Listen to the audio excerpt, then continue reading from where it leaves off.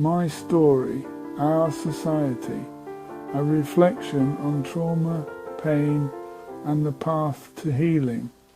There is a single sentence that, for me, divided a life in two. Before hearing it, I was adrift in a sea of my own history, tossed by waves of events I could neither change nor escape. After hearing it, I finally saw the shore. The sentence came from the physician and author Gabor Maté, and it is this: trauma is not what happens to you, it's what happens inside you. For me, a survivor of a decade of familial sexual abuse, this reframing was nothing short of a revolution. It meant that the trauma wasn't the unchangeable fact of my past, it was the present-day wound I carried within me. And if the wound was within me, then the capacity to heal it must be as well. This understanding was the first step away from a life defined by what was done to me and toward a life defined by what I could do for myself. This is the story of that journey from the internal wound created by trauma through the desperate attempts to escape its pain, and finally toward a path of reconnection that I believe holds profound lessons not just for individuals, but for our entire society. Understanding the nature of the wound. To begin healing, you must first correctly diagnose the injury. Gabor Maté's definition is strategically profound because it shifts our focus from immutable past events to a present and therefore healable internal state. As long as we see trauma as the catalogue of terrible things that happen to us, we remain trapped. But if we see trauma as the wound we sustain, the disconnection from our authentic self, the negative beliefs we formed, the defensive posture we adopted to survive, then we have a starting point for recovery. The trauma is not the abuse, it is the psychological scar tissue that constricts your ability to be present, to feel your emotions, and to trust your own gut feeling. At the heart of this wounding is a tragic, unwinnable conflict that every child faces: the choice between attachment and authenticity. Attachment is the non-negotiable biological need to be close to our caregivers. Authenticity is the need to know our own feelings and be true to ourselves.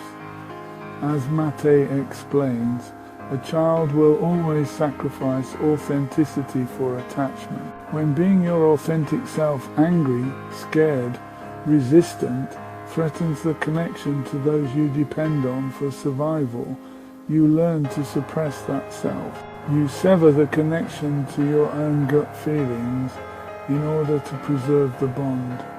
This is how we lose ourselves. Growing up, my world was defined by sexual abuse at the hands of my father. For years, I believed the events were my trauma, but I now understand what happened inside me. The persistent violation was a lesson in self-betrayal. My body became a foreign country, my feelings a language I was taught to forget. Survival meant severing ties with the one person I was supposed to trust implicitly, myself. To remain attached to the very family that was the source of the danger, I had to suppress my authentic rage, my terror, my simple and desperate no. The result was a deep internal wound, characterized by a profound disconnection from my body, the development of a deeply negative view of myself, and a perpetually defensive stance toward others. Like Maté describing his own infant experience of abandonment, I internalized the unconscious belief that I was somehow unworthy of love and fundamentally unsafe. This internal wound, this constant aching pain, became the engine of my life, driving an inevitable and desperate search for relief. The escape into addiction, a misguided attempt to heal. When addiction is viewed not as a moral failing or a disease, but as a response to unbearable pain, the entire conversation shifts from judgment to compassion. It allows us to ask the most important question, a question our society consistently fails to pose. Not why the addiction, but why the pain. Gabor Maté defines addiction as any behavior a person finds temporary pleasure or relief in and therefore craves, but suffers negative consequences from in the long term and cannot give up. Crucially, he argues that addiction is not the primary problem. It is an attempt to solve the problem of trauma's pain. This framework gave me the language to understand my own history. My solutions were as desperate as the pain they were meant to numb. The burn of cheap whiskey was a moment of warmth in a frozen inner landscape. The thrill of a stolen wallet was the only proof I had that I could still make something happen in a world that had only ever happened to me. These behaviors were not choices made in a vacuum.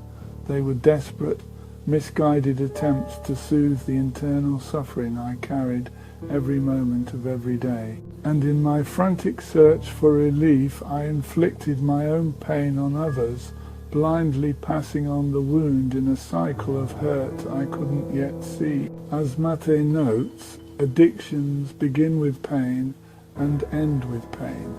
My attempts to solve the problem of my pain only created more. These solutions served only to deepen the original wound, leading me into the arms of a system that is fundamentally, tragically blind to the nature of trauma. The societal wound, a view from the criminal justice system. My work within in the criminal justice system gave me a unique vantage point from which to see my personal trauma mirrored in the systemic failures of our culture.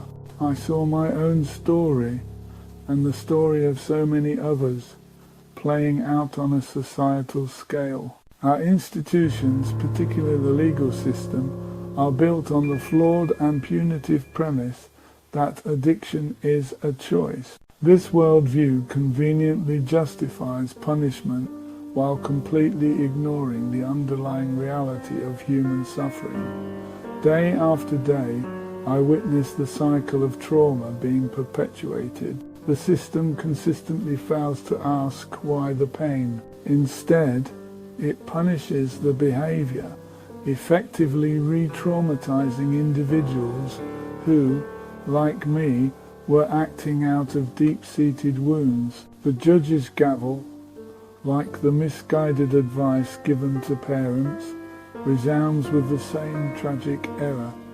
It punishes the behavior without ever asking about the pain behind it. Both systems demand compliance and suppress authenticity, perpetuating the very wounds they claim to address.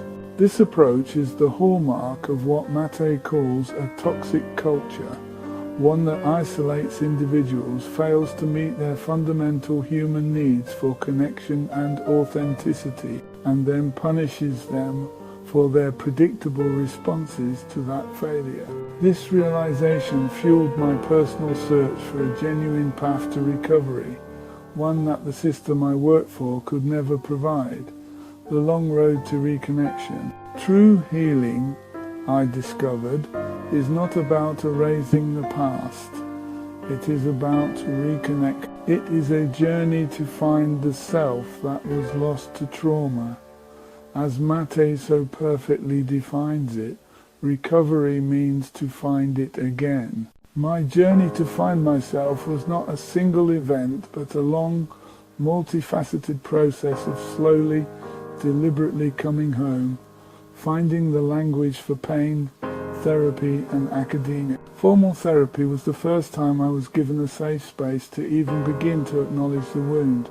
But it was in academia, through discovering the work of thinkers like Gabor Maté, that I was finally given the intellectual framework to understand the dynamics of my own life. It was like being lost in a dark forest my entire life, and suddenly being handed a map, I could finally see the terrain, understand how I had gotten lost, and plot a course toward the clearing. But a map is not the territory. Understanding the wound intellectually was one thing. Healing the memory of it, held fast in my body, required a different kind of journey entirely. Healing the body's memory, plant medicine and internal work. The map I'd found in books was useless here. The trauma was not an idea to be understood, but a grief to be felt. My experience with the therapeutic use of plant medicine, much like the psychedelic work Maté describes in his own journey, was instrumental in reaching this deeper level. In those moments, I was able to feel the pain I had spent a lifetime running from, but to do so within a container of profound safety and connection. For the first time, I felt an open-heartedness that had been welded shut since childhood, tears of love flowing down my cheeks, a sense not of being loved by someone, but of being part of love itself. It was a process of internal healing on a level that cognition could not touch, allowing me to begin the difficult work of integrating the fragmented parts of myself.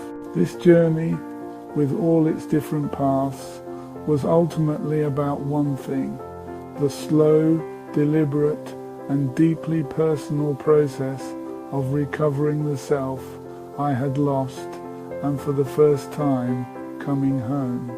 Conclusion: a more compassionate future. To see trauma as an internal wound is ultimately an act of hope.